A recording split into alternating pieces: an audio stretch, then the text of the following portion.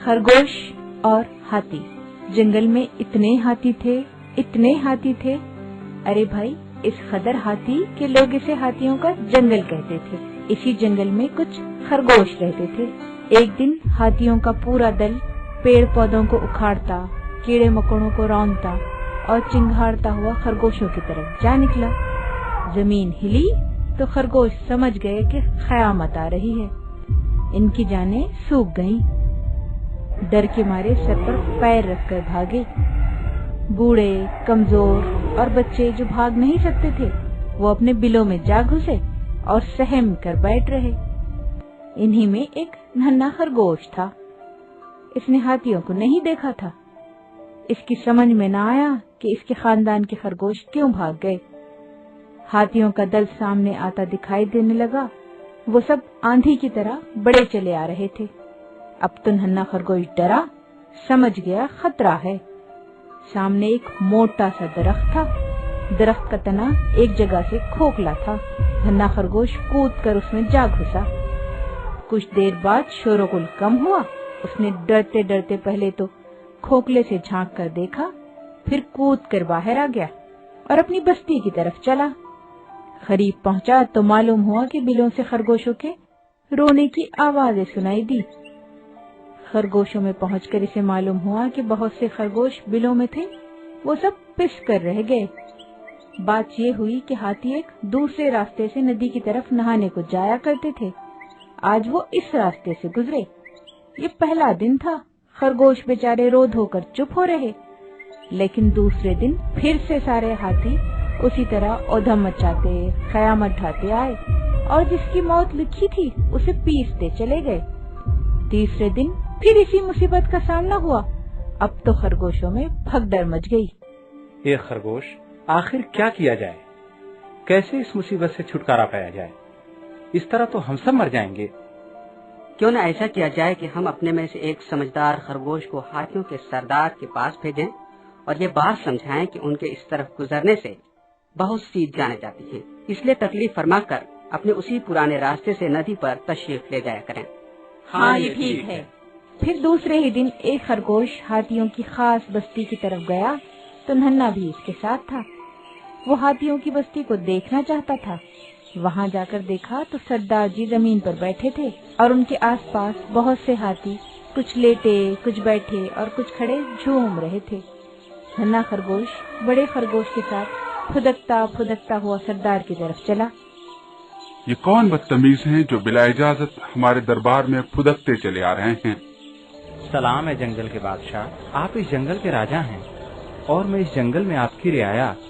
हुजूर, फुदक कर चलना हमारी चाल ही है। उम्मीद है कि आप माफ फरमाएंगे।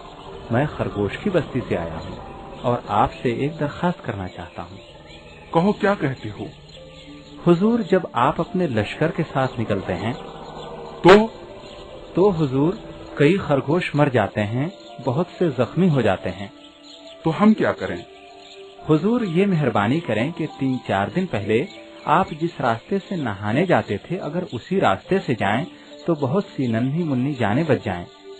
क्या मतलब? क्या हम तुम सफेद चूहों के डर से अपना रास्ता बदल दें? हुजूर, डर किस बात का? फिर आप और हमसे डरें? हम तो ये दरखास्त करते हैं कि आपके राज में जीने का हक सभी को मिलना चाहिए। ये नहीं हो सकता। हम अपना रास्ता नहीं बदल सकते। तुम कहीं और जाकर रहो और देखो।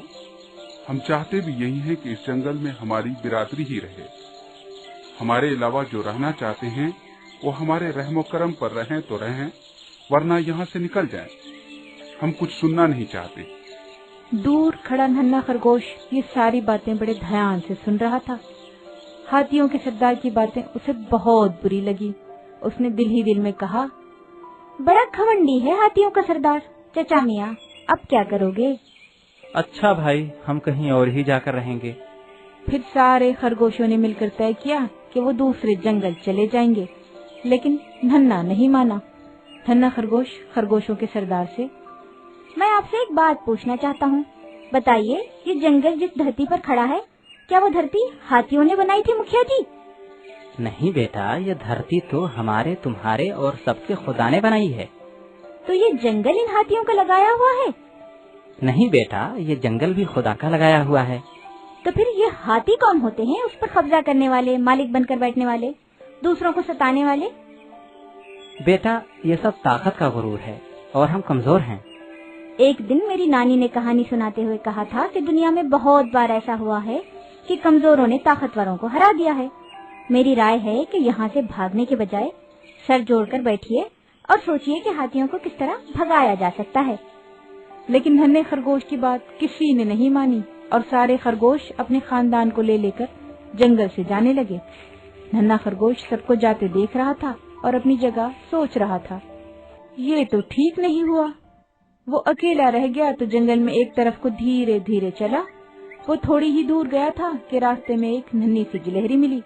खरगोश ने पूछा, गुल्लू बाजी, तुम अकेली क्यों फिर रही हो? तुम क्यों नहीं गई? मैं भागना बुज़दिली समझती हूँ। मैं कहती हूँ कि जालिम के मुकाबले में कुछ तो दमखम दिखाना चाहिए। बिल्कुल ठीक कहती हो गुल्लू बाजी।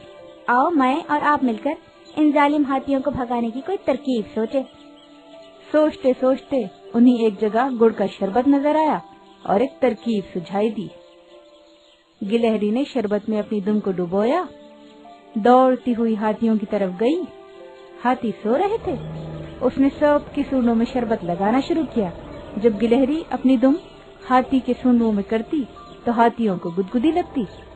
वो सूंड हिलाते, गिलहरी उचककर दूसरे हाथी की सूंड पर दिखाई देती। इसने बड़ी मेहनत और चुस्ती से ये काम किया। जब उसकी दुम का शरबत खत्म हो जाता तो वो दौड़कर फिर उसे भिगो लाती। कुछ ही देर बाद नन्हे खरगोश और नन्ही गिलहरी ने देखा कि चूटियों का लश्कर हाथियों की तरफ जा रहा था। दोनों एक टीले पर बैठे देखने लगे कि अब क्या होता है। चूटियां शरबत की लकीर पर चलते चलते हाथियों की सूंडों में घुस गई। पहले तो रेंगती रहीं, फिर जब हाथियों ने सूंडें हिलाई तो काटना शुरू कर दिया। काटना शुरू किया तो हाथी उठकर इधर उधर भागने और सूंडें पटकने लगे। चूटियां जोर जोर से काटने लगी, मगर चूटियों ने पीछा न छोड़ा। एक एक हाथी के सूंड में सैकड़ों चूटियां घुसी हुई थी। जंगल में कयामत मची हुई थी। जमीन ऐसी कभी नहीं दहली थी जैसी उस दिन। नन्हे मियाँ गिलहरी के साथ दूर टीले पर बैठे देख रहे थे और खुश हो रहे थे। दूसरे दिन सुबह नन्हे मियाँ ने टीले पर से देखा, हाथी जंगल में मरे पड़े थे। फतह हमारी है, चलो दौड़कर अपनी अपनी बरादरी के पास जाएं और सबको वापस जंगल में बुला लाएं। और फिर खुद अपने खरगोशों की तरफ फुदकते चल दिए। उसके बाद खरगोश फिर से जंगल में वापस आ गए। हमारी नानी ने ठीक कहा था कि बहुत बार ऐसा हुआ है कि कमजोरों ने बलवानों को हरा दिया है। बस जरूरत इस बात की है कि हम सब मिलकर रहें, हिम्मत से काम लें, तदबीर सोचते रहें, दुआ करते रहें। अल्लाह कमजोरों की जरूर सुनता है।